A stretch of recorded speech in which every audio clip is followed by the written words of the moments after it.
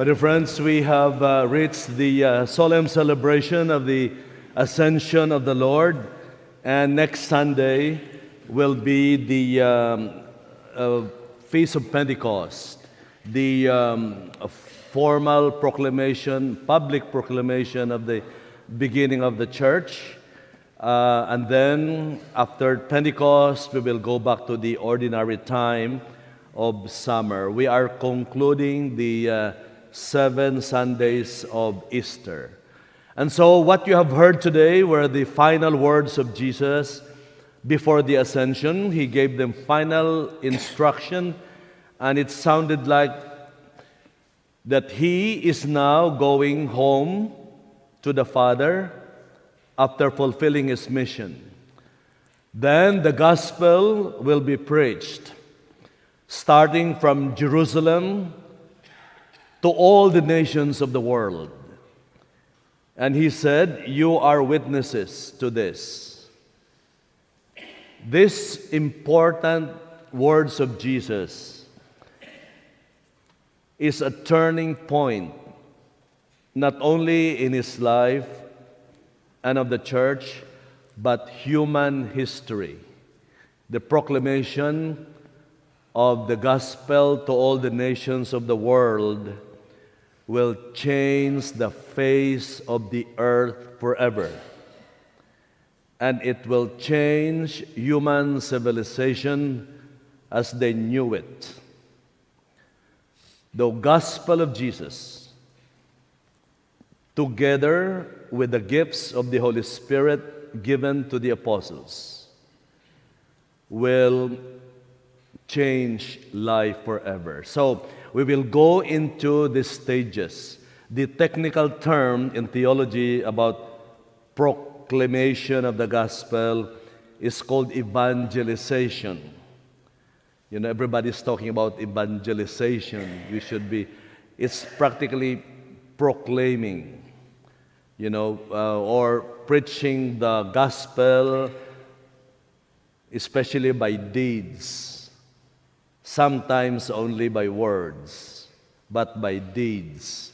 This is what. So we will go into the 5 stages of evangelization that led to the rapid growth of the church, and then the impact of the evangelization to history, what it did to the world. So 5 steps of evangelization. The first step in successfully proclaiming the gospel is your personal encounter with Christ. You will never make sense in proclaiming the gospel if you have not encountered Jesus. It begins with a concrete experience. I have seen the Lord. I have met the Lord. This is what we proclaim to the world.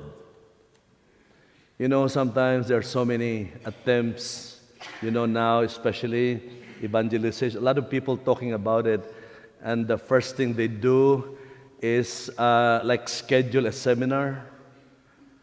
And then they prepare a folder with all the notes and the research. And then they invite speakers. And then after 3-5 days, nothing happens. The apostles did not do that. The apostles did not go around distributing folders and textbooks and registering people to a seminar. That was not what they did. What they did was, St. Peter at Pentecost opened the windows, very short lines. I know Jesus. I have encountered Jesus. This is the man. We are witnesses. Remember Zacchaeus? That rich guy from Jericho, yearning for peace. A lot of guilt in his life. He climbed the tree Jesus went to him, "Hey, come down. I'm going to your house. Let's have dinner in your house." And from there, he gave away everything he had. He will lose his mansion on the hills because he will give everything, because his encounter with Jesus transformed him. Then he told everybody about it. Proclamation of the encounter, my experience with Jesus. This is what I bring. I don't bring folders. I don't bring books. My experience, that is what I proclaim. Remember the woman in the well, the Samaritan woman, who goes to the well at noon. Jesus was there. They were traveling. Apostles got some bread. He said, "I'll wait for you here." Nobody goes to the well at noon because the water is already murky and shallow. Everybody goes early in the morning when the water is deep and clean. Nobody goes to the well at noon. Why noon? Because she was hiding something. Everybody knew her. She was hiding her 5 husbands. She was hiding. She was looking for peace. She was looking for satisfaction. And then there was this Jesus who spoke about living water. And then the conversation. And then the woman said, "We are wishing that the Messiah will come to give us freedom." And Jesus said, "You are talking to him." And then she knelt. And then proclaimed to the whole town. She's no longer scared. She's free. She's free. New life. Jesus transformed her. She proclaimed it to the whole town. And the whole town was converted. When the apostles came and brought bread, Jesus said, "I've done my job. You baptize these people, I'll get my lunch." You know? The whole town.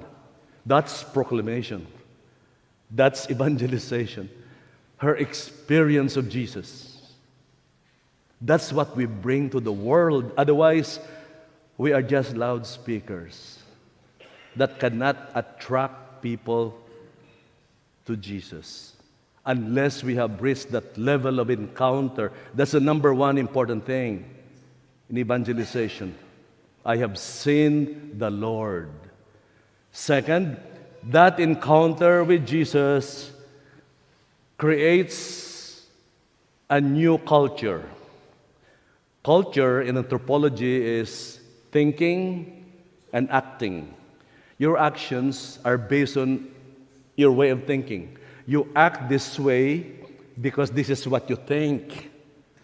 Actions and thinking follow, then you create culture.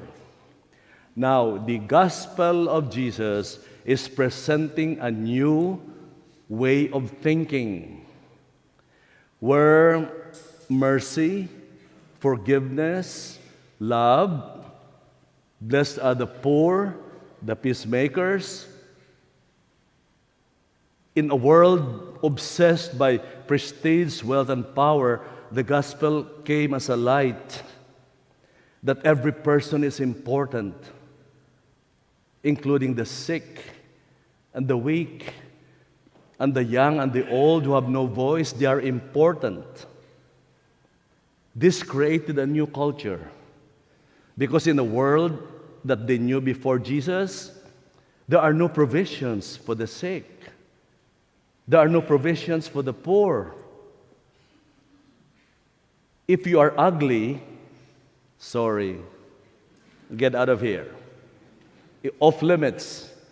You know, you have to be prestigious, you have to be powerful to be accepted. Christianity changed that. We built hospitals and orphanages, homes for the poor, food pantries and free clinics. It changed Europe. It changed history, created a new culture. Everything followed. Music, architecture, arts, literature, everything followed from the gospel. Everything was centered on the gospel of Christ.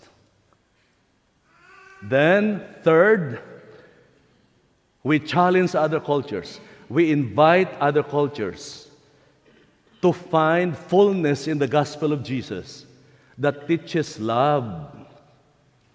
There are other ways of thinking and doing that are not in conjunction with human dignity, with peace. We invite these cultures. That was the work of the missionaries of Paul. The technical term is called inculturation. We come in contact with other cultures and say, hey, there is a better way of doing this.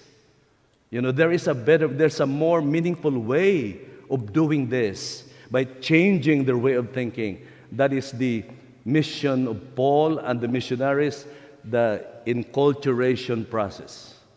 We connect and invite with other cultures.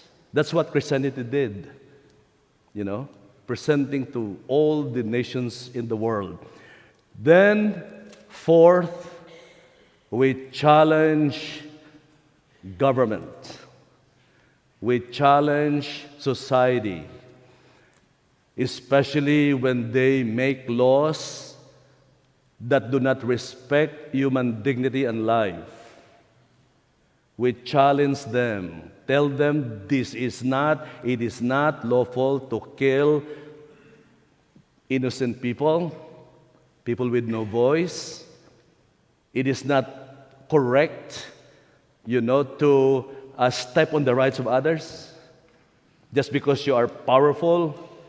We challenge society and governments because their job is to make just laws, to protect justice and protect human rights. If these things are not respected, it is not right.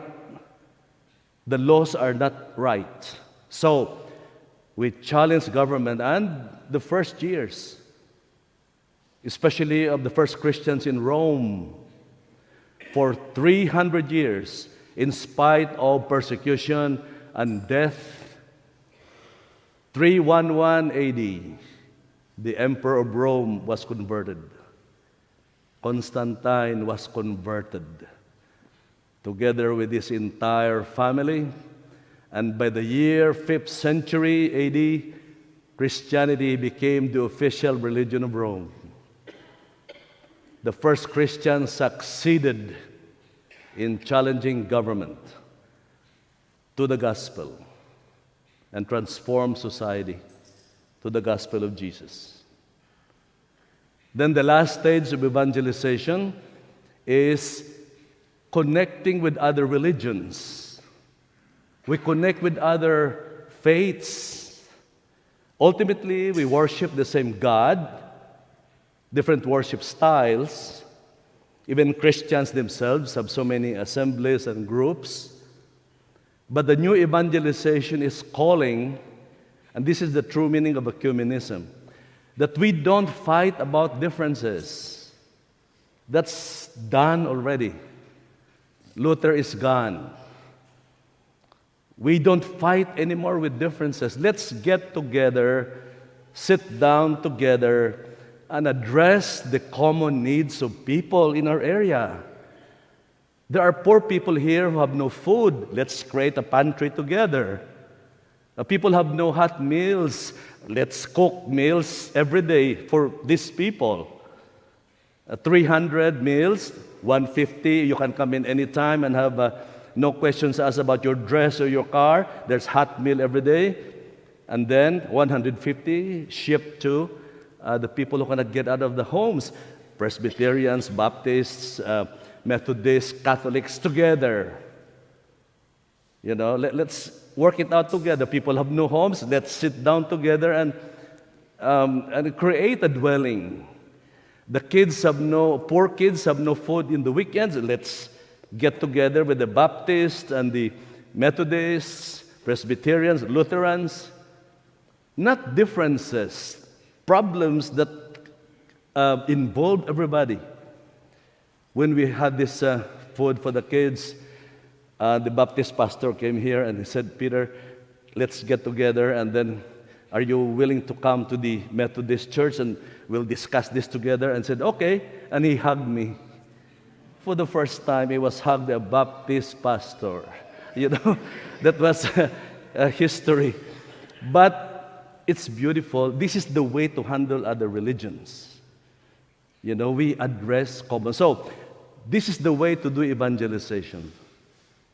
Proclaiming the gospel. Look at history. And today, there is even more need in this very polarized society that the gospel of Jesus is still the center for unity and peace.